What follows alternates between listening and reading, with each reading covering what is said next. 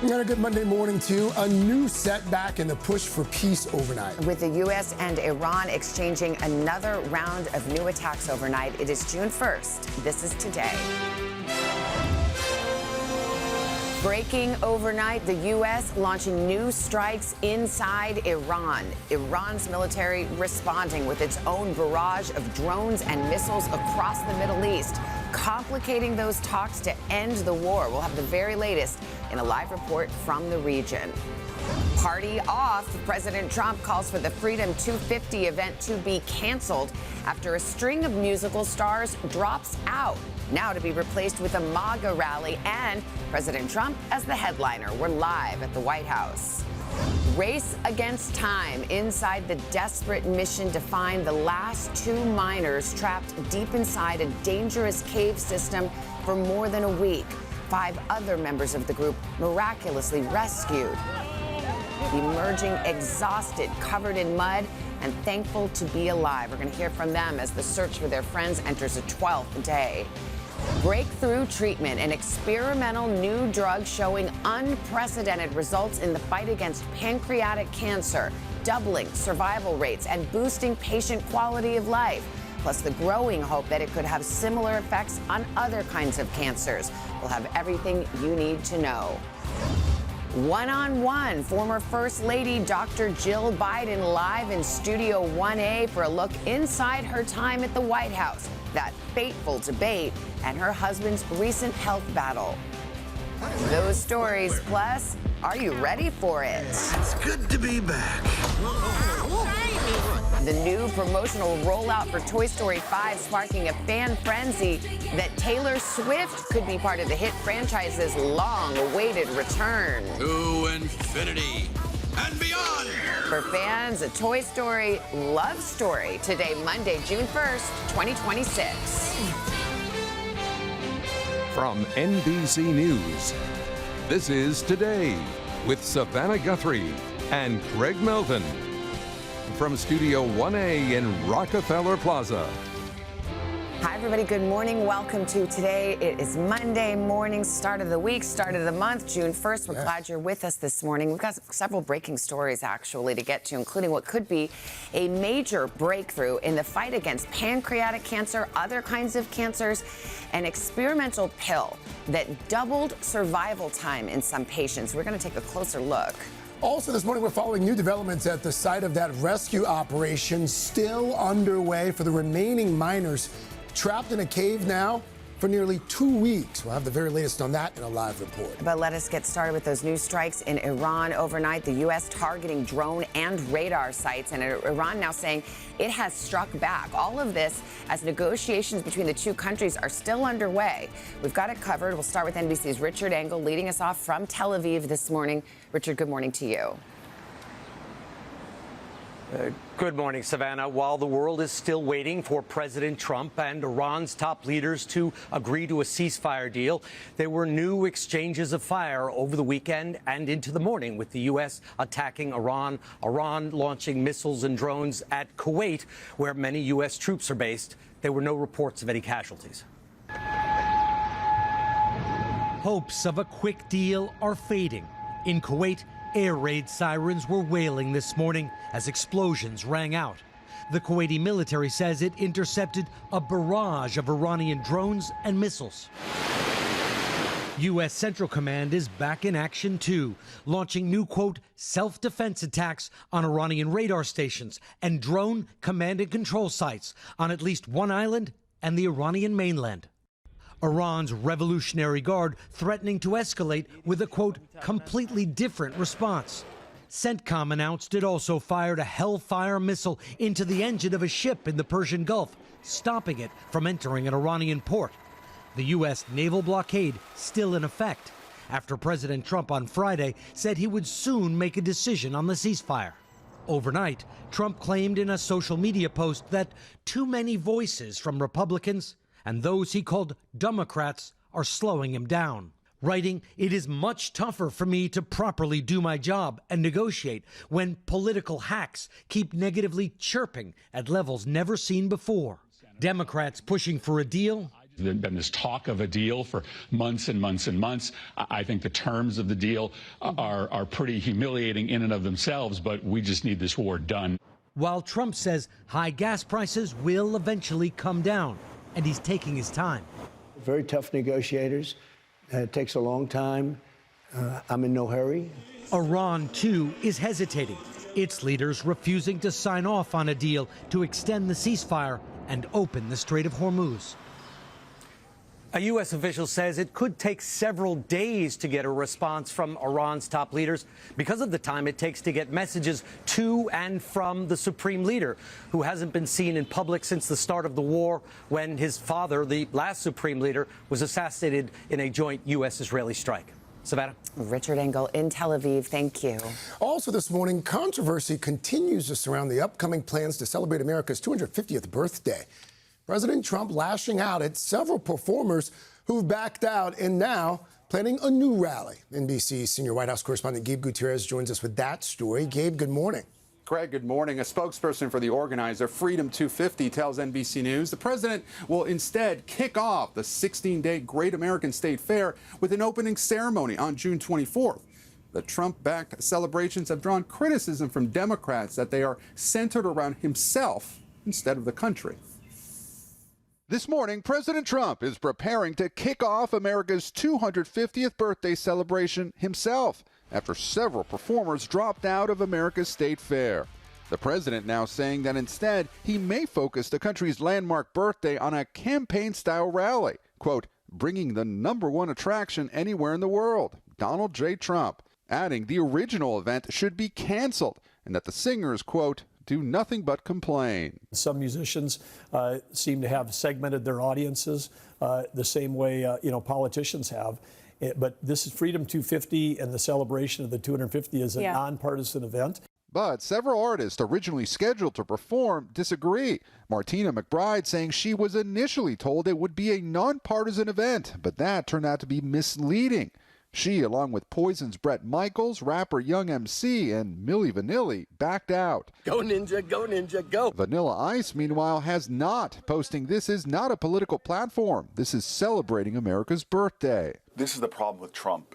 He's a divider in chief. President Trump urging organizers to cancel the fair, just like he canceled his involvement with the Kennedy Center after a federal judge ruled Friday that his name must come off the building. He'd wanted to close the performing arts venue for 2 years for renovations and is now suggesting the landmark will collapse both structurally and financially without his time and money. The president also lashing out at the judge, and he's frustrated at mounting legal challenges, including attempts to stop construction of his planned White House ballroom. The ballroom will be right here. While Democrats have argued Trump does not have the right to renovate the White House without Congress, the president says the opposition is just political. Only because it's me. Another federal judge has temporarily blocked the Trump administration's $1.8 billion anti-weaponization fund. The Justice Department had created it to pay anyone who claimed they'd been unfairly prosecuted by the Biden administration. Senate Democrats are now launching a coordinated effort this week to try and kill what they call a slush fund. A court hearing is now scheduled for next month. Greg. Gabe Gutierrez from the White House. Gabe, thank you. Also this morning, there are new developments in a risky rescue operation in Laos. It's being watched all around the world. More miners stuck in a cave for more than a week were finally freed over the weekend. But 2 members of that group are still trapped this morning. NBC's Janice Mackey-Ferrer joins us with more on this. Janice, good morning. Savannah, good morning. A massive search operation is underway to find 2 men still missing deep inside a flooded cave in a remote area of Laos. 5 others made it out over the weekend alive. They're now advising rescuers on where to look. This morning, it's a race against time and harsh terrain to free 2 men still trapped in that cave in Laos. In the high-stakes rescue operation, so far the breakthrough came 1 survivor at a time. 4 men trapped for 10 days deep inside the flooded cave walked out on Saturday, exhausted, hungry, but elated to survive. 24 hours earlier, the first survivor was brought out by divers, giving the mission a burst of momentum. The multinational rescue team, involving specialists and divers from at least half a dozen countries, now focusing on those 2 men still missing. Inside the cave system, the risk for rescuers is all around them. Claustrophobic tunnels filled with sharp rocks and dirty water. Yeah, I made it. But divers using ropes to rappel down into shafts say they've heard knocking and scraping noises below, while a second team is exploring a hole that may be another way for them to get into the cave. I can hear water below. I can hear things dripping, which is a really good sign for us that there's something down there. The wild card is weather, torrential rain slowing the rescue. The head of the operation telling NBC News they will not give up on their search, though he admits he's feeling the pressure with lives on the line. The 7 men, all local villagers, first went into the cave here to search for gold when a flash flood blocked the entrance. Now the clock is ticking as rescuers keep hope alive for another miracle. Several of the divers were involved in that 2018 cave rescue in Thailand that freed 12 boys and their coach. They say the conditions in Laos are different, but they're no less difficult. They know there's an air pocket about 1,000 feet into the cave, but it's getting there through those tunnels that are dangerous and tight. That remains the challenge. Savannah? In this race against time. Janice, thank you very much. Well, now to the global race to stop the spread of Ebola. While health officials say some progress against the deadly virus is being made in Africa, more suspected cases are now emerging in other parts of the world. NBC's Molly Hunter has the very latest on this. Molly, good morning. Craig, good morning to you. So thousands of miles away from the epicenter of this latest Ebola outbreak, health authorities are now monitoring 2 patients for possible Ebola infections in Brazil. Now, one flew directly from the Democratic Republic of Congo, one traveled from Uganda, but both have what they're calling Ebola-like symptoms. Now, this comes as the World Health Organization steps up their response at Ground Zero. This morning, the World Health Organization's top doctor is in the Ebola hot zone. Looking forward to stop this Ebola with the community. The Director General of the WHO touching down in the Democratic Republic of Congo over the weekend. The key is to come forward as early as possible. This outbreak already the 3rd largest in history. As the international response ramps up, doctors on the ground racing to play catch up. Are you worried this could be worse than 2018, that this could be worse than 2014? I think it's a bit early to say that yet. We still don't have the complete picture of the epidemic. We still need more testing. With more than 1,000 suspected cases, no specific treatment, and no approved vaccine, the WHO estimates the fatality rate is between 30 and 50%. The outbreak mostly contained to the DRC, with a small number of cases in neighboring countries. But now, thousands of miles away in Rio de Janeiro and Sao Paulo, Brazil, hospitals now testing 2 patients with Ebola-like symptoms. Meanwhile, a U.S. plan to treat exposed Americans in Kenya instead of flying them to the States triggered immediate backlash there. And among some U.S. experts, too, who say they should be treated at home at the world's leading specialized facilities. A Kenyan high court now blocking the U.S. facility, and senior U.S. administration officials say any infected Americans would instead be treated in Europe. Like American doctors Peter Stafford and Patrick La Rochelle, now speaking to CNN from his biocontainment unit for the first time. I'm doing great, no symptoms, tolerating the biobucks. Now, overnight, the WHO also announced that 4 nurses who were treated at a hospital in that hard-hit Ituri province in the DRC have successfully recovered. That brings the total number of confirmed treated survivors so far to 5. That's a little bit of hope from there. Craig? Indeed. Molly Hunter for us there. Molly, thank you. Much more to get to this morning, including this new drug, decades in the making, that is showing game-changing results for those battling pancreatic cancer. NBC News medical contributor Dr. Natalie Azar is here with everything we need to know. Doctor, it's good to see. I mean, first of all, pancreatic cancer is just one of the most devastating diagnoses you can get. Right. So this drug showing real results. What do you think? Yeah, so as you said in the intro, experts are calling this a game changer, potentially spectacular. This is the reactions that people are having, and we know because pancreatic cancer, only 3% of people with advanced stage pancreatic cancer are alive at 5 years. Yeah. So in this study, they took 500 100 individuals who had advanced stage pancreatic cancer who received standard of care chemotherapy. Half of them, again, then got this new experimental drug. Half got standard of care again. And what they showed was a doubling of survival time. People who got the medication were alive for 13 months as opposed to 6.5 months. And it also doubled the time to what's called tumor progression. That is how long it took before the tumor came back. Pretty astounding. And a lot of folks who are watching, listening right now probably think, okay, well, if it's game-changing potentially for pancreatic cancer, is this a drug that could be used to treat other cancers as well? And this is what I love about this sort of new frontier of treatment, this immunotherapy. This particular medication targets a protein called KRAS, which is a mutation that is basically an on-off switch for cancers.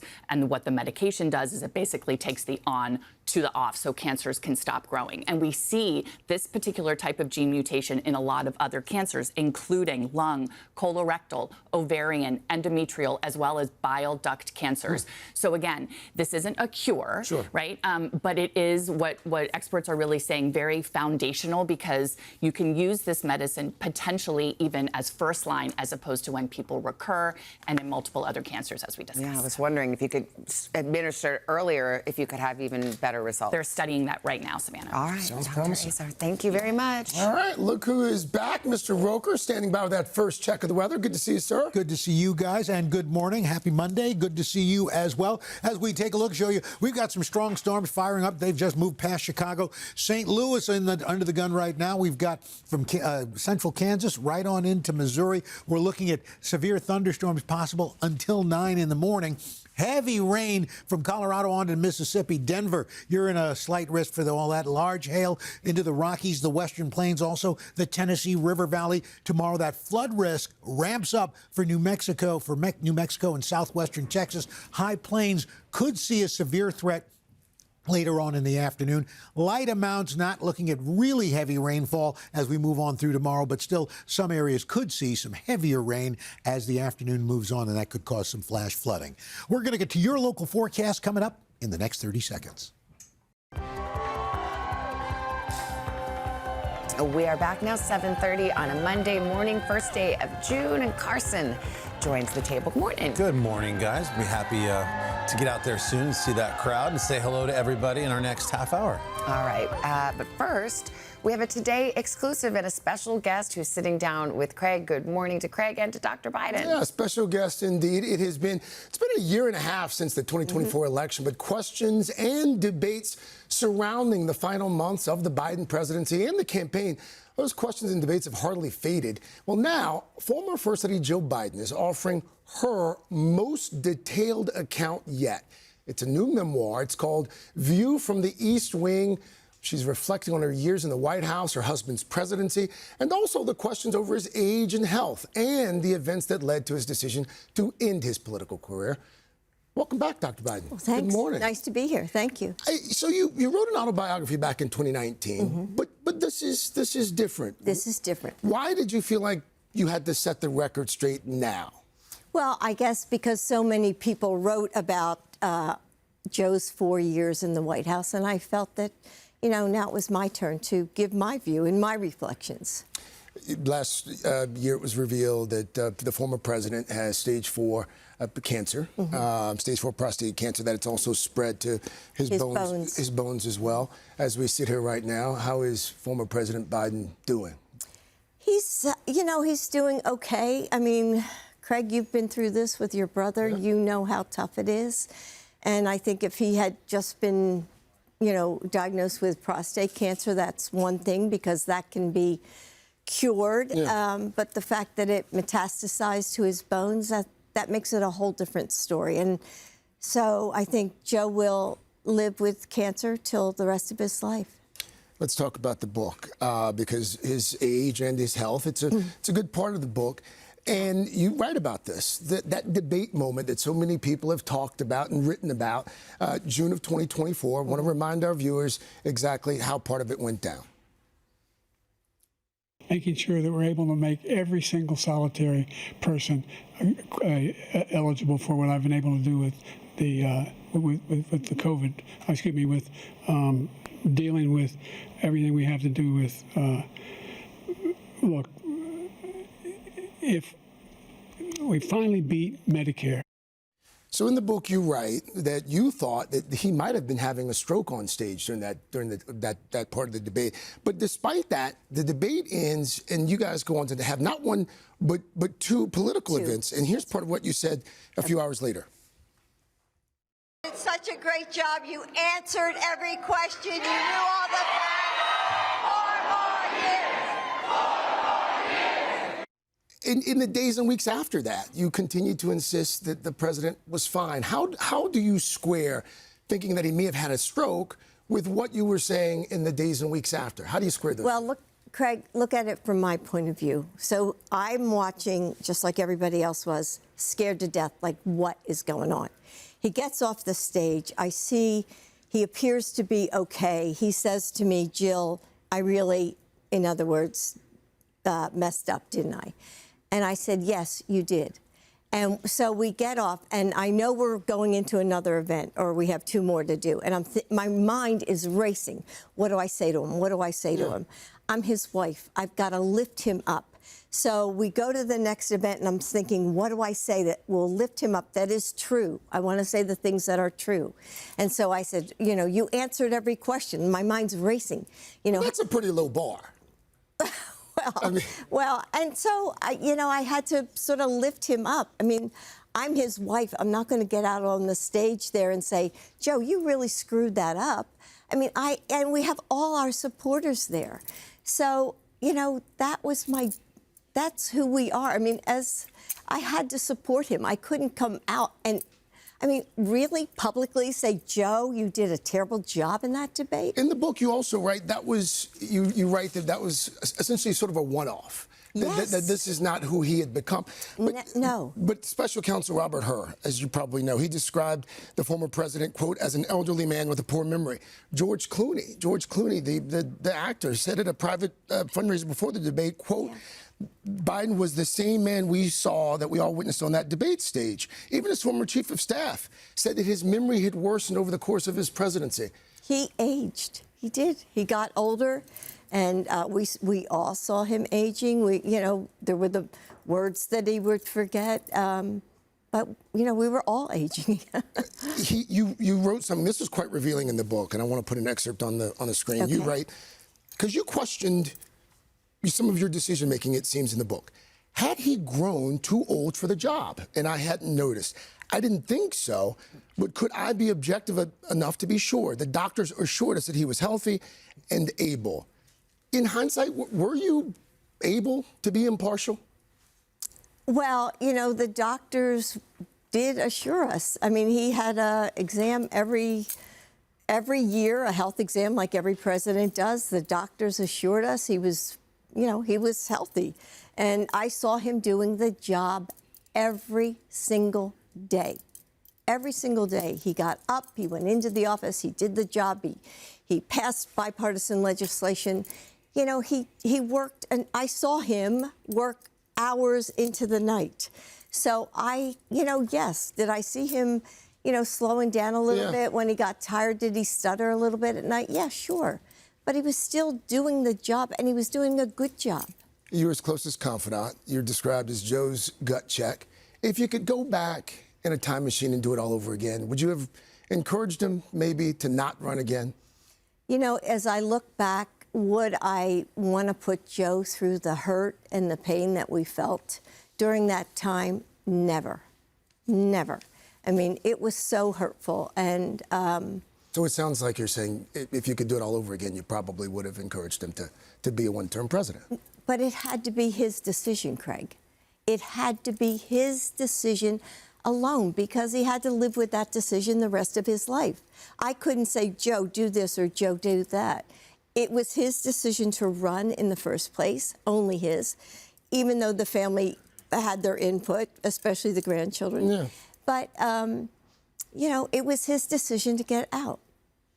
It's interesting because in the book, you write about this scene at a restaurant where you two are talking about the decision to run. You could have said Joe, you've done. That was in 2020. or 20. I forget what year it was myself. But what do you mean I could have said you're too? No. Okay. Everybody was saying, Joe, you have to run. You have to run. Everybody was encouraging to run.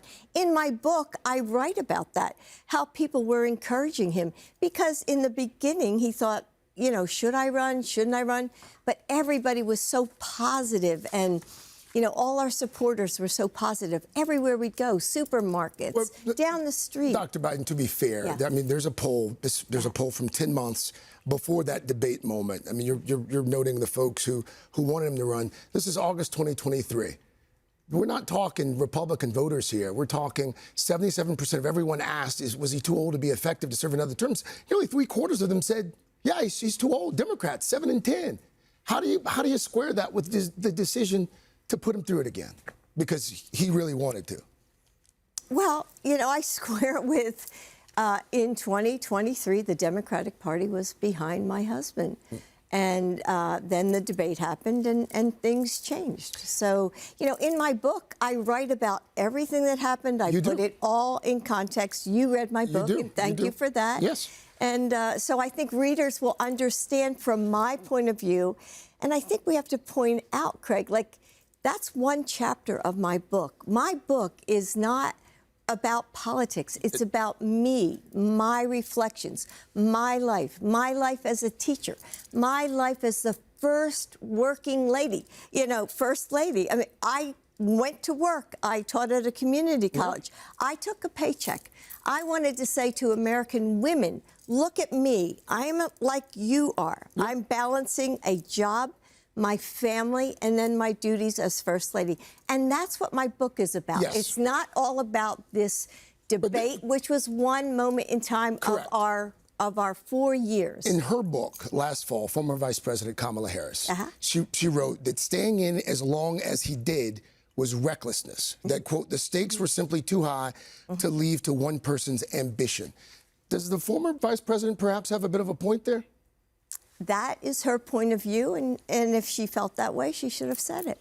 The book, it's already, as you probably have heard, some fellow Democrats have expressed some frustrations with the timing of the book, reopening old wounds. I'm not potentially, reopening old wounds. But this is just some of what they've been saying over the last few days. Take a listen.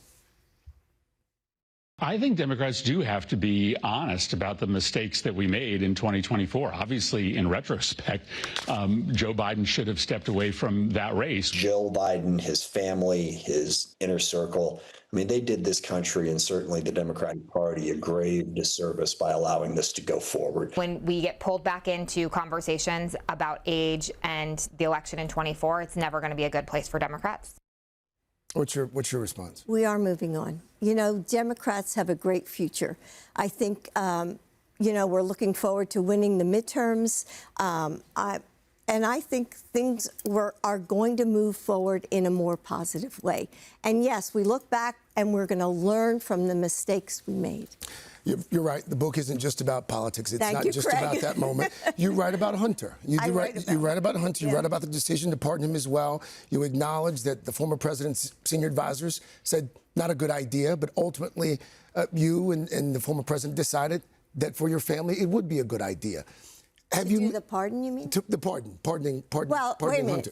Not you and your family decided to pardon him, Joe. But you consulted.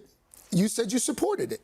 I did support it, of course. I'm his mother. Have you made peace with the idea, perhaps, that a decision that could have been good for the Biden family may not have been necessarily good for the office of the president or precedent moving forward? Joe wasn't thinking about himself. You know, he said all along he was not going to pardon Hunter. But then the administration changed. You know, the process was not fair to Hunter. And Joe could not see our son, you know, then the current president won, and the Justice Department changed. It became political. You know, Craig, you and I both know we grew up with, you know, the 3 separate branches of government, hands off. You know, Joe would never have interfered in the Justice Department and told the Justice Department what to do or how to handle it. So we were never, I mean, at the end, when we saw that Trump, if someone tells you who they are, believe it. Trump said, I want Hunter Biden to go to jail. We could not let our son go to jail on that charge for a gun that he bought and he had for 11 days. We could not let him go to jail. The president basically changed his mind. Changed his mind. Yes. Because he lost faith in the system. Yes, I guess it is. Yeah. It's interesting because we started this conversation by talking about our connection and the Biden legacy. So much of it is going to involve cancer. It is. You lost a bout of cancer. You launched the Moonshot Initiative. Yep. And now the former president has stage 4 prostate cancer. In terms of legacy, as you look back on this chapter, what do you want the Biden family legacy to be? Not the political legacy, the personal legacy when it comes to these families right now who are in similar fights? Oh my gosh, it's so hard. It's so hard to be a caregiver in that, you worry every day. Is he eating right? Is he getting enough exercise? Did he have his medications? And I think every American family has someone in their family dealing with this. And I hope that people can find hope in the fact that people are still fighting. We're still fighting against cancer. Yeah. It's part of my legacy. I hope it's part of Joe's legacy, that we will keep fighting just like we did in those 4 years. We will keep fighting for the American people. I know you will. Joe Biden, thank you. Thank you. Thanks. It really is a fascinating book. Thank you. She's going to be sitting down with Jenna and Chanel as well later this morning. And the memoir, View from the East Wing, is out tomorrow. We'll be right back.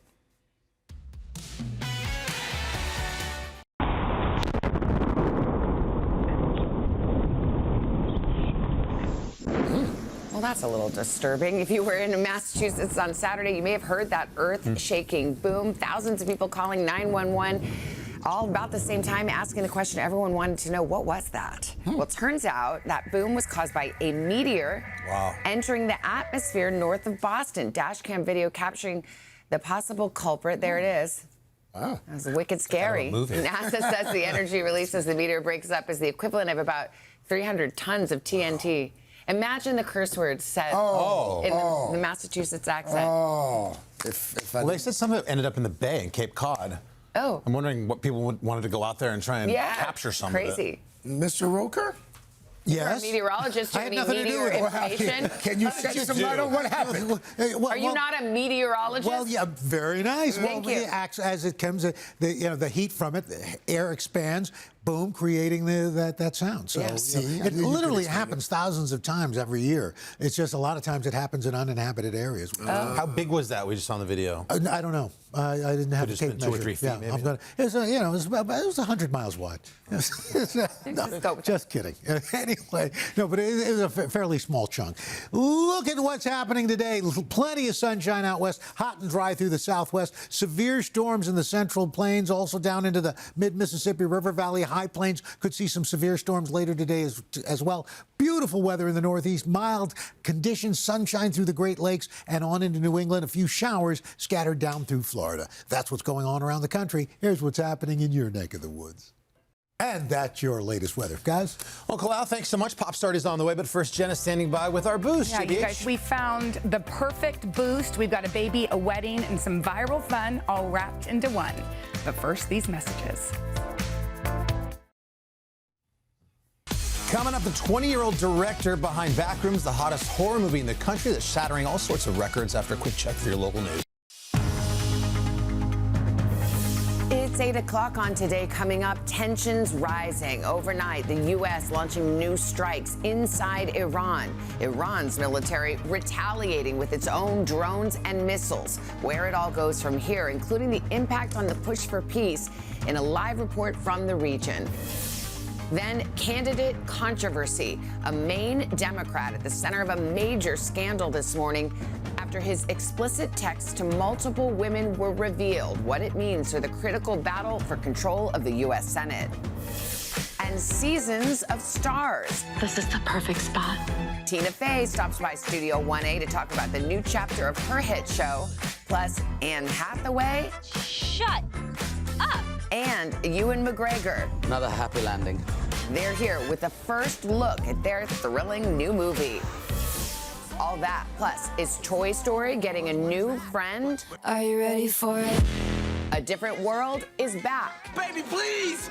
Please! I do! And marking a milestone. Ooh, do you feel the breeze from the southwest? On what would have been Marilyn Monroe's 100th birthday. Today, Monday, June 1st, 2026.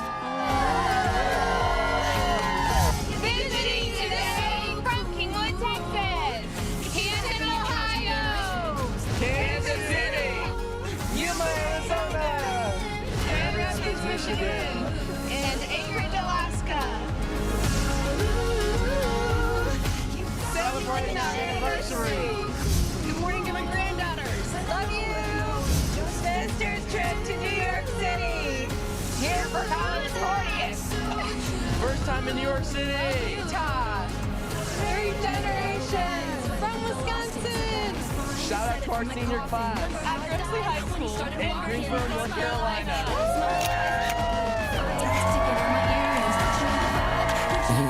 Morning, everybody. Welcome back to today. Nice sunshiny day. I guess it's spring technically, but I mean summer. It's June 1st. There you go, June 1st. Happy June. Looking forward to getting outside to say hello to those fine folks in just a bit. By the way, looking ahead tomorrow on Today, we're going to dive into the latest shopping trend, proving what's old is new again. We're going to show you why business is booming at thrift stores as we hunt for some great finds and even better bargains with some young professionals who have apparently mastered the art of the discount. All right, love that. But let's start this half hour with your news. We begin in the Middle East with the U.S. launching new strikes inside Iran over the weekend, and Iran responding with its own barrage of drones and missiles across the region.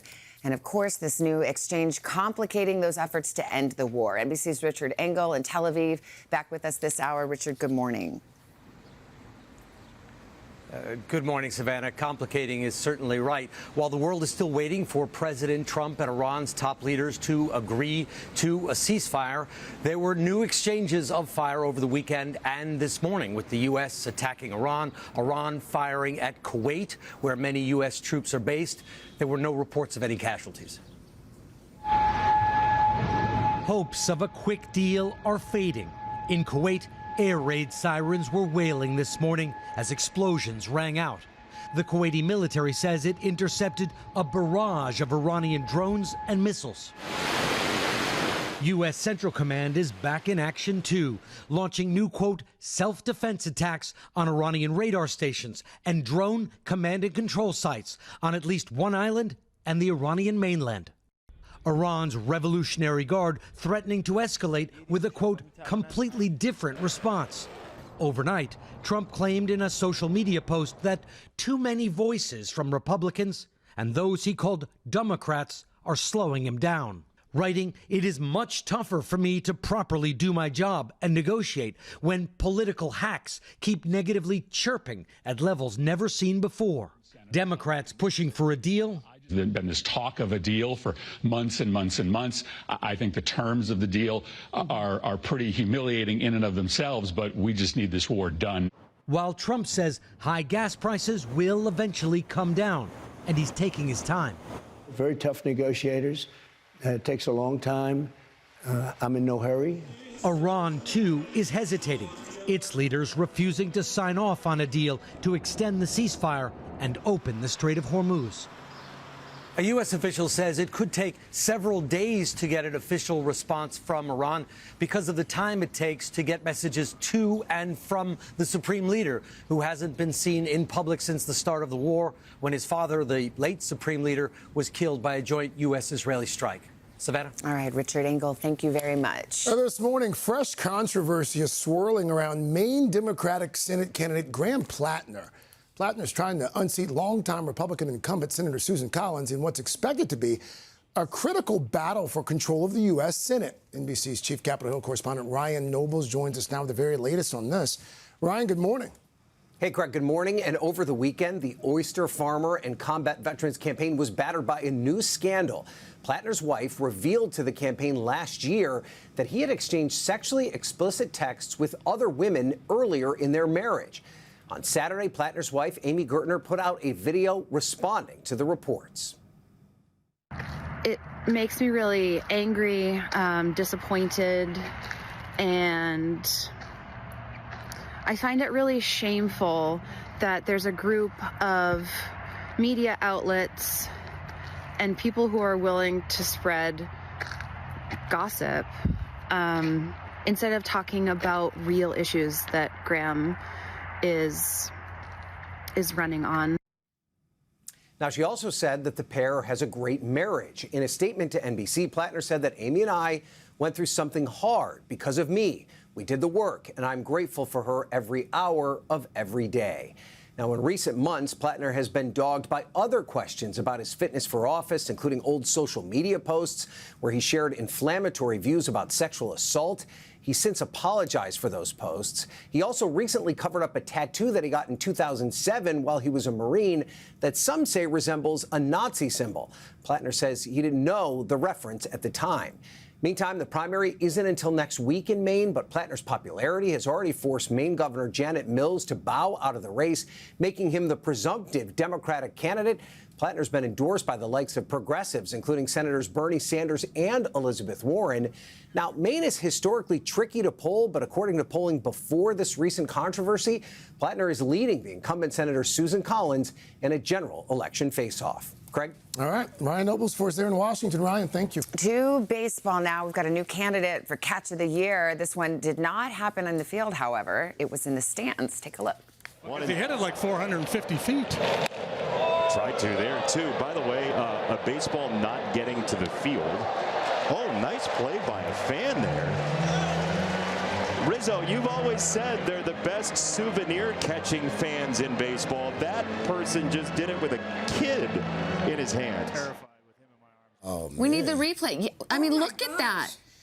He holds onto the ball. Baby holds onto the passy. Meanwhile, I'm sure his wife is like, are you kidding me? I know, exactly. Are you kidding me? I mean, gosh, get him a contract. Seriously. And a Busch Light. No babies were harmed during the making of this video. I mean, I'm impressed. That was incredible. I think the wife will be like, that was quite studly. Yes, because he did manage to hold on to it. Yes. No one got hurt. Seems like that guy can do it all. Yeah, you got a boost? I've got a boost. Okay, this one really resonates with us on a Monday morning. They say never wake a sleeping baby. And this applies even if they're the ring bearer. Check out this little guy. That time didn't quite align with having to walk down the aisle, but the show must go on. What? The rings made it to the happy couple, even with the driver asleep at the wheel. Is that a real baby? That's a real baby. Wait, let's look at him. As written in the caption, the ring bearer was the only one who stuck to his schedule that day. Do you not think that is hilarious? I appreciate the commitment. Cute. I've heard the saying asleep at the wheel before. By the way, Al, you had the same thing just happen. Yeah, that's right. Recently, Leela got married, and Sky was going to be the ring bearer. She woke up with a fever, so he had to give her some Motrin. And so her dad, Wes, had to carry her down while Courtney threw the flowers and the flower petals down. So it was a great moment. But she woke up later. Everybody went, oh. Yeah. She woke up later on the dance floor. Yes, she did. Yes, she did. How's Pop Start looking? It's looking good. It's quite busy, actually, Craig. Thanks so much. And coming up, including, we've got these new TS billboards fueling dreams of Taylor Swift's involvement in the next Toy Story. And I guess if you count those clouds carefully, 13. Just saying. Is that right? True. Just Look saying. who's practicing a little Taylorology this morning. We'll get into all that coming up. 6, 7, you add them together. 6, 7's over now. We killed it. Yeah, we killed it by talking about Let's say it. Guys, we have a 30 Rock legend right here at 30 Rock. Excited to catch up with Tina Fey, celebrating the return of her hit Netflix show, The Four Seasons, right after this. This month, Science magazine reports that the life expectancy of humans is now 120 years, and they predict it will increase with no end in sight. In response, Hallmark has introduced this new line of talking birthday cards. Happy 118th birthday! I said happy birthday! It holds up. Joke played. That was your very first appearance on SNL Weekend Update. Oh my gosh. Way back when? In 2000. In 2000. Yeah. And a short 26 years later, she's got a new Netflix show. We, of course, know you for Mean Girls and 30 Rock and everything. But you have The Four Seasons. It debuted on Netflix. It follows a group of friends on their quarterly vacations. It is now back for season 2. Everyone loves it. Let's take a look at the clip. Everyone's navigating their relationships and marriages. You run tiptoe like that? I think I run differently outside. You're going to destroy your Achilles by Marathon Day. My brother in Christ, she will not be there on Marathon Day. What? Yes, I will. What's the first song on our running playlist? Main theme from Cars. Tina, good morning. Good morning, Savannah. Season 2 is here. So where do we find our characters? I mean, one died. Steve Carell's dead. My bad. Sorry, Steve. Yes, one of them's dead. We probably don't see him this year, or do we? We don't know. Check it out. I don't know. I couldn't possibly say. I couldn't possibly say. You could not possibly say. But yes, so it's like 6 months or so after the end of season 1. If you watch season 1, we know that Steve is gone, Ginny is pregnant, and we're just kind of picking up and following, seeing how everyone's dealing with the loss of Nick, with a baby coming. Does Ginny still fit in the group? Also, I will say, people say, like, these people, they all take so many vacations together. Like, literally one of the episodes is just going to our friend's house for Thanksgiving. Well, no, this is like Gen X White Lotus. Yeah. You're like driving upstate. Yeah, we like went hiking for a day, and everyone's like, this is outrageous. But wait, you do go to Italy for one of the trips. We do go to Italy. Okay. Yeah, because we're also trying to bring, vacation to you, the viewer. Yes, I was going to say, if there's a season 3, what's next? Thailand? It's probably space. Bali. Oh, space, obviously. Oh my gosh, yes, space. And it hasn't been done before. It's never been done. So I love the Gen X of this. I love that it's talking about not just marital relationships, but like our friend relationships, like our crews. Yes, yeah, because anyone knows it takes, you can't just have just your spouse. You'll go insane. You have to also have a group of friends that you can kind of check in with, and that sometimes, like, they can, if you and your spouse have tension about something, they can tease you about it, and it makes you realize, like, oh yeah, this is ridiculous. And then the friend group is like its own organism and ecosystem. Yes, and the friend group is trying to figure out this year if they can stay together. Now, you did something for the first time, which you've done everything in this business. Until now, you had not directed, though. Yes. So how was it? Did you channel your bossy pants? I did. Yeah. I channeled my inner student. I really studied hard for it. I went, I bought myself a brand new Trapper Keeper for all my scene plans. It was great. I actually got to join the Directors Guild of America, which is really cool. And I took you take a class. There's a mandatory Zoom class that you have to take. A day-long class, and this amazing veteran TV director named Paris Barkley taught us a bunch of very, very useful stuff, truly. But the Zoom class was amazing because it was me, my co-showrunner Tracy Wigfield was on it, Zachary Quinto was on it because he was going to direct for the first time. Felicia Rashad was on it. You guys are like in a webinar. Webinar. It was like a whole day on a Saturday. At one point, we had a break in the middle of the Zoom day, and my friend texted me. She's like, "You left your camera on, and your dog is licking his privates. And Felicia Rashad is watching your dog lick his privates, and you have to fix it." So I also want to apologize to Felicia Rashad. Oh my God, my dog did that. Well, I have to say that for anything it could have captured, that was it. It could have been worse. Could have been worse. Could have been worse. Could have been way worse.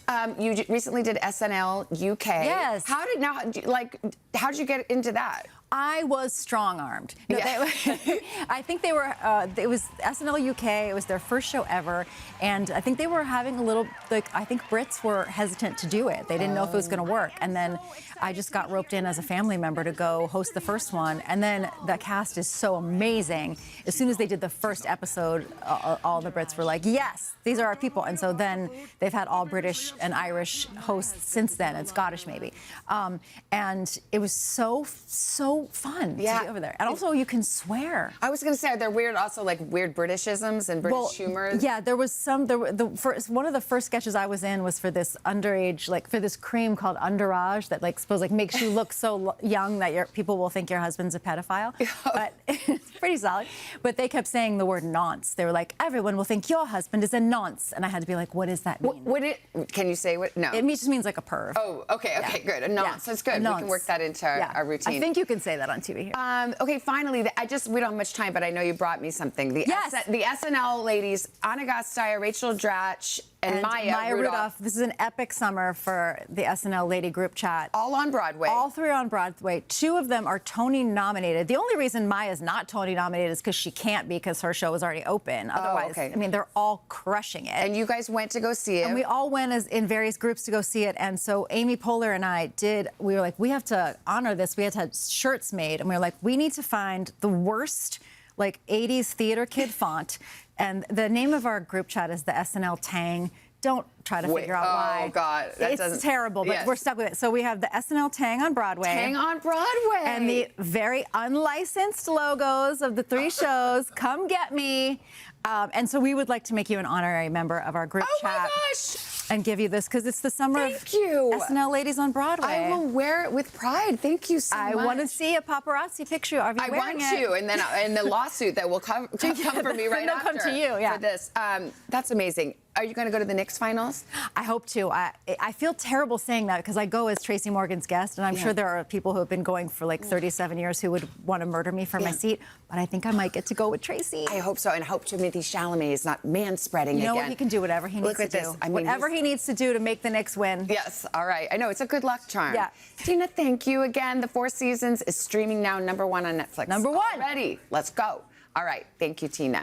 Best part of the morning. Pop All right, gotta power through Pop Start, guys. Here we go. Chanel, welcome. Good to see you. First up, Taylor Swift. The Swiftie sleuths are at it again. This time, fans seem to be speculating about the Grammy winner's involvement in a new animated film. These billboards popped up all over this weekend. To the unsuspecting eye, it seems like a simple campaign for maybe the new movie Toy Story, right? Sure. But to the Swiftie brain, the initials TS, and if you count those clouds, and we have, there's 13 of them. Oh, my God. Could that indicate Taylor's involvement in the movie? I don't know. The theories began escalating when Toy Story's official account posted this video where we see Jessie dancing on the billboard with the caption, "She's making those moves up as she goes," which is a lyrical reference to the song Shake It Off. That's funny. Okay. So do we think Taylor's going to be maybe writing a song for the movie?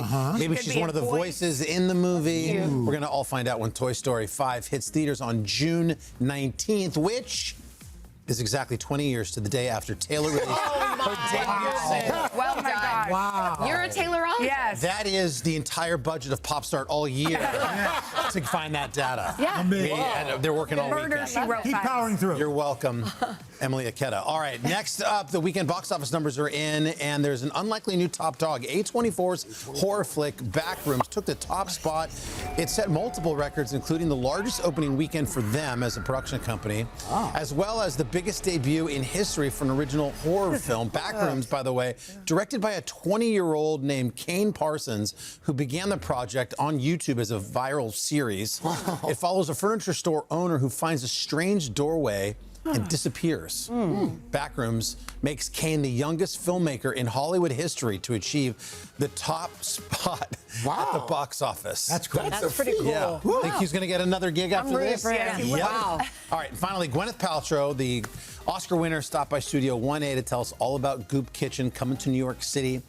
And one moment from her appearance is absolutely taken over the internet. If you want to avoid dairy, one trick that I do is I dice up arugula and I put it in. Really? Yeah. That's weird. It sounds weird, but it kind of adds like a nice texture to it, and it's delicious. Oh, okay. Okay, so. All right, so that moment caused quite a stir on social media. Tons of commenters joining in on the bit. One reaction gained almost 30,000 likes, reading nothing better than a glass of cold arugula. Our buddy Sonny Anderson, chef, by the way, took it a step further, adding arugula to her coffee. Which I've done. Hand me that one. Gwyneth herself jumped in on it too. She posted this like harvest basket of vegetables with the caption, "Milked fresh from my garden." Oh my God, she's so funny. She has a good sense of humor. Right. I saw one. The memes are so good. One of them was a salad, and they go Rocky Road ice cream. Wait, so this one has cheese. These are her meatballs. Cheesy This balls? has cheese, real dairy, and then that's the arugula dairy substitute. All right. So maybe have a bite. Okay. Okay. Regular. That's pretty good. Doesn't taste like a substitute for dairy. No, I actually think they're very good. Maybe arugula even better. You didn't want to try it? No? It's okay. It's No go. Once again, Gwyneth is right. Yeah. Very goop. Very goop. We're going to mark what would have been Marilyn Monroe's 100th birthday, celebrating the icon's legacy from film to fashion. Even now, it's social media. After your right. the arugula went down well.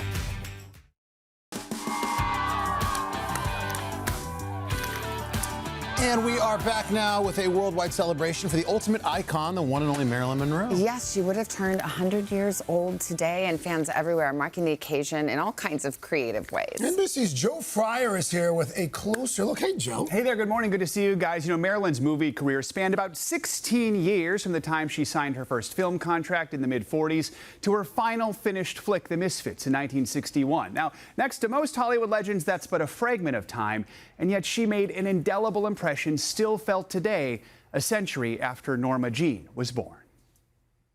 She needed only a whiff of wind. Oh, do you feel the breeze from the subway? Isn't it delicious? To create this monumental movie moment in the 7-year Itch. A replica of her co-star, that white halter dress, is now on display at the Academy Museum of Motion Pictures in L.A., home to a new exhibition, Marilyn Monroe Hollywood Icon, featuring a variety of screen-worn costumes, photographs, personal items, and more. It opened over the weekend. Happy birthday. Just in time for the world to sing happy birthday to her. Happy birthday to you. In Palm Springs, fans dropped a bombshell, rows and rows of Monroes. More than 1,000 convening around a 26-foot-tall statue, shattering the Guinness World Record for largest gathering of Marilyn lookalikes. Springs, you have broken the world record! Just one measure of her platinum legacy, long after her death at the age of 36. We refer to her as the original influencer. Dana Carpenter is with Authentic Brands Group, which owns the Marilyn Monroe estate and runs her social media accounts. Add 'em up, she's got some 15 million followers. This year, the estate collaborated with a number of brands, from Guess and Nine West to Shark Beauty products. Marilyn's lips even smooched the fringes of these Brooks Brothers clothes. Last year, Sabrina Carpenter channeled Marilyn on the cover of Vogue, and last month wore this colorful Versace dress while performing at the Met Gala, a tribute to Marilyn. What is it about her that just resonates so much all these years later?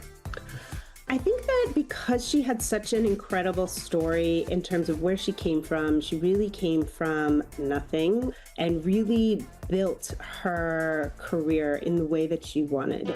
Her challenges were well documented: struggles with addiction and mental health, battles with the studio, and 3 failed marriages, including a brief union with baseball slugger Joe DiMaggio. Yet her resilience is what inspires. Oh, I don't care how rich he is, as long as he has a yacht, his own private railroad car, and his own toothpaste. We also remain captivated by her magnetic on-screen presence, sex appeal, and superb comedic timing. Her trademark voice belted this candid credo in Gentlemen Prefer Blondes. A kiss on the hand may be quite continental, but diamonds are a girl's best friend. That pink satin dress, the original, is also on display right now at the Academy Museum, a look repeatedly replicated over the years, including by Madonna in the video for Material Girl. Elton John also paid tribute decades ago with his song Candle in the Wind. Goodbye, Norma Jean. The words he wrote about Marilyn still hold true today, 64 years after her death, 100 years after her birth. The candle burned out before, legend ever did. So, how do you celebrate Marilyn's 100th birthday? Plenty of film festivals and movie screenings are happening across the country. If you just want to stay home, odds are good you'll find a good one on TV today. I'm wearing a little pink in honor of the pink dress there. Or we can all go stand over a subway grate. That's another option too. See what happens. We are in New York. Thank you, Joe. Great job. Just ahead, we are going to take a trip to the end of Oak Street, where strange things are happening in Anne Hathaway and Ewan McGregor's neighborhood. An exclusive sneak peek at their new movie. But first, this is Today on NBC.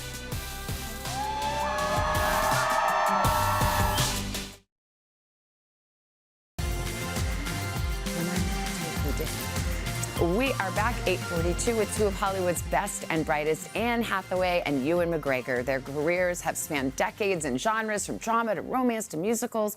Well, now they are teaming up for a sci-fi adventure. It's called The End of Oak Street. It's set in the 80s. The film centers on a suburban couple that starts to notice some bizarre happenings in their neighborhood, and we are excited because we get to share an exclusive first look at the trailer. Take a look.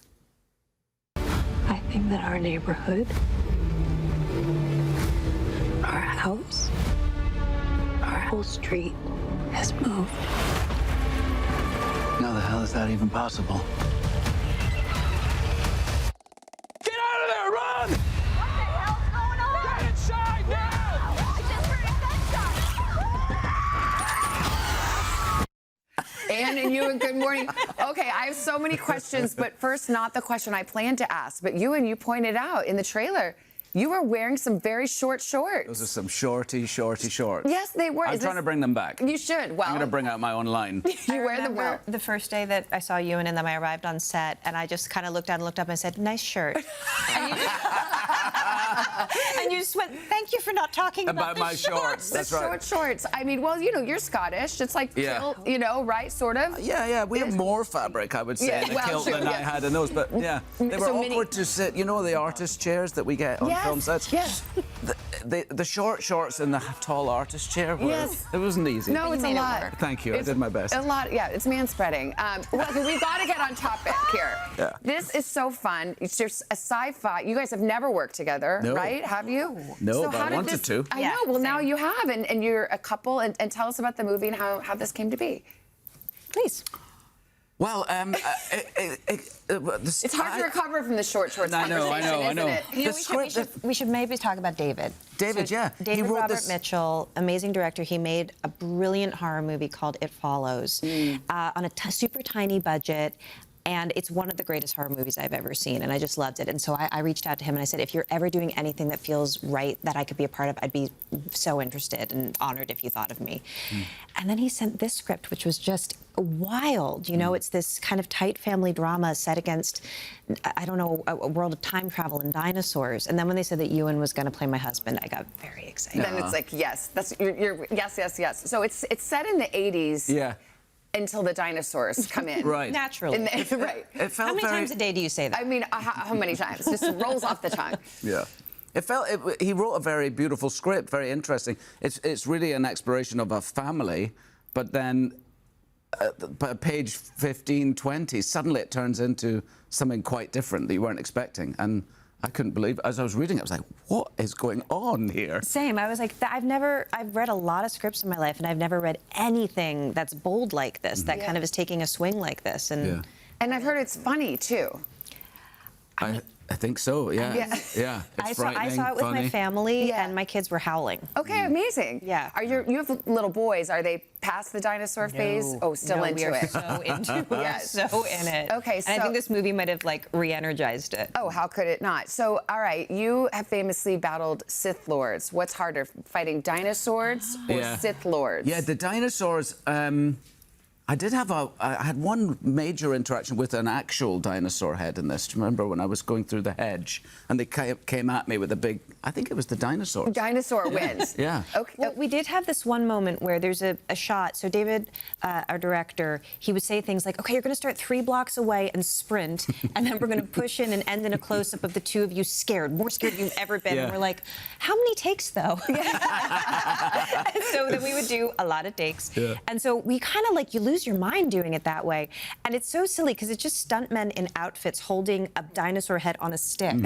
But they would get very close to you. And I remember one take they got closer than they did, and Ewan very protectively reached out a hand and bonked the head on the stick. Thank you. My chivalry is not dead. We both turned to each other, and I was like, thank you. I was really scared that time. I feel much safer now. You Obi-Wan to the dinosaur. I like it. Right on its nose. Okay, so what is scarier, fighting dinosaurs or Miranda Priestley? Ooh, whose bite is worse? Yes, exactly. I understand. Well, I think you get more out of the relationship with Miranda. With dinosaurs, it's just kind of You know, One note. but you and both obviously, you know, make you fit into your clothes better. Yes. One just terrifies you with a look, and the other one you're running for your life. How lucky to have two, not to have. I to know. choose. Not a serious question, but you know what is? I mean, people have loved Devil Wears Prada too. Are you breathing a huge sigh of relief, like maniacal super fans? We love it. We thank you. You pulled it off. How good does that feel? I think what you just said about the huge sigh of relief, because we love it too, and we didn't want to come back and disappoint everybody, but the way that it's been embraced to the level that it has been overwhelming, and I think beyond any of our wildest dreams. So is there going to be a number 3? I hope so. Okay, and then can I get a cameo? Because Jenna Bush Hager got a cameo in 2, and it is the first and only time in our friendship I've been jealous. But who's keeping score? I know. Well, me now. Now I am. What about, okay, if not that, what about, I heard that you watched Andor and you're feeling like Obi-Wan might have been able to be in that universe. So maybe we can... I know, but I was wrong because my Star Wars knowledge is so poor that I didn't realize that the Andor's done. It's finished because at the end of season 2, doesn't it turn into... Yeah, I think it does, but... Something happens. But I didn't know that, so I was like, oh, I think I could be in this. But no, I don't think I can. Don't you feel like when the Force is involved, like logic can be flickering? We could blur the edges a little bit, Little yeah. bit. My wife is in a Star Wars series now. Is she really? And what I would really like to do is to... I thought maybe they could team up together somehow, but we're in very different timelines. So, you know, but that would be maybe through the... Again, this is multiverse. I think Anne said it well. Thing, is it? The reality flickers. Not yet. Well, it's fun to have you here. I hope you'll come back when we can talk about the whole movie, but that was just the trailer, and you can see that was just 30 seconds. That was just the shorts portion, the short portion of the trailer. We have the full trailer for The End of Oak Street on Today.com, and the film hits theaters on August 14th. Craig, over to you. All right, looks like a good one, too. Up next, look who's here. Lacey Green. She's going to help us enjoy the great outdoors and everything that comes with it, even the sunburns, even the bug bites. Some Shop Today summer essentials. But first, this is Today on NBC.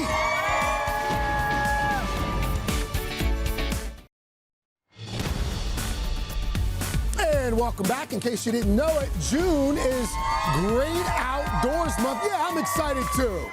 So whether you're beach bound or backyard hosting, our Shop Today team's got you covered with some essentials to make summer easier and cooler. And here to share it all is Start Today trainer Lacey Green. And remember, you can scan that QR code at the bottom of the screen to shop along with us. Skorts are back. Oh, Skorts are back. Good morning, Craig. Okay, Great Outdoors Month, Mother Nature's way of saying woo woo. And the Skort, okay, this is the under $30 find we all need. It's stretchy, it's that buttery material, it's comfort, it's confidence. You can ball in it and then brunch in it, okay? And it's 19 inches, okay? So it's got 5 pockets too. So for your pickleballs on the side, or your keys, or your phone, or snacks, like I like to keep in there too. So, but the 19-inch length, Craig, is everything on there, and the shorts are so comfortable. That's so a game add changer. to cart, absolutely. All right, tell me about these water shoes. Okay, these are I feel like these are the things you need for summer that you don't know you need it until you have it. So for, I think, like hot sand, rocky beaches, they're under $20. Okay, they're waterproof, they're stretchy, they have this awesome sole, and they look so different than the water shoes we had when we were kids. From that the looked 90s, like 90s. That looked like those water socks. Yeah. But these are perfect for like water parks or like the hot sand beaches. And do you ever wear your flip-flops in the sand, like flops up on the back of your leg? I can't stand that. So this makes a big difference. And they're only under $20, so they're perfect. Yes. Tell me about this cooling hack, Lacey. Oh, this is the summer cooling hack. So you wring it. Okay, you're gonna wet this. It's a reusable summer towel. You're gonna wring it. You're gonna wet it, wring it, and then you snap it. I won't do that to you. Thank you. You snap it and then you put it on your neck, and it keeps you cool all summer long for hours. I love it. For hours. They come in these little cooling bags. You can reseal them, and then we put them in, like, there I am using it. You snap it and you use it, put it on. You can tie it around your head or whatever way you want to be fashionable outdoors. Okay, this summer it's perfect. So it'll keep you cool, and I love that cooling towel. I was skeptical about this, but you insist that this is something that works. Okay, so outdoors, even though it brings all the fun, right, there's bugs. Hate mosquitoes. I know, I can't stand it. So what you do with this, it's called the bug bite thing. It's under $10. It's compact. Okay, so let's say you get bit on your arm, smack the thing, you put it on here. you just pull this back. It suctions out. So what the mosquitoes is their saliva. It doesn't puncture your Okay. or anything like that. It just sucks it out and it stops the itch. And look, and then that's it. You release it and you're done. And it stops the itch, Craig. I promise. Get one of these. They're under $10. It's reusable? It's reusable. They're great for kids. None of that calamine lotion or cream that we used to have to use when we were little. Absolutely. I love these outdoor lights. Oh my gosh, aren't they? And whoop whoop! When you get these outdoor lights, all these people are going to come to your party. So it's under $40. These elevate your outdoor space, right? For spring, it makes you want to get outdoors. They're unshatterable. Okay, they can link together. Unshatterable. Unshatterable. If I promise, I dropped them on the ground accidentally from when I was putting them up, and I picked them up. They're fine. So unshatterable. They're made with plastic. They're super easy and they're dimmable. They have them at home. We have them in our space. They're beautiful. My mom and I having wine out in your space. So for $40 you get all this. Under $40, and they come in different lengths as well. By the way, yes. Happy birthday, Ray. Yeah, happy birthday. So we were talking about this sport, and you said your mom actually plays? My mom plays she's 79 years young, Craig. So this is the pickleball set you need in your life. Okay, it's your starter kit, but it's so high quality, under $40. Okay, there's is this my you mom. playing with Mom? Look at my mom. Look at her out here playing. Look at her bouncing it, but that's okay. Listen, allow yourself to be a beginner. You get the paddles, you get the balls, and a carrying case. Get outdoors this summer. You're going to have so much fun, and the pickleball is a great way to do it. Oh, be careful out there playing pickleball. It's for everybody and everybody, but you got to be safe. You got to be safe. These are great. Tell Mom hello, by the way. I sure will. Tell so her good hello. to see you. Lacey, thank you. To shop these products, you can scan the QR code, or you can go to the website as well, today.com/shop. We are back with our third and fourth hours, including Mr. Roker's big weekend trip to the star-studded Big Slick. We'll do that after a quick check of your local news, weather, and these messages. IRTS! Hey, thanks for watching. And don't forget, you can catch the Today Show every morning on NBC or take Today when you're on the go. Just follow the Today podcast on Apple Podcasts, Spotify, or wherever you listen.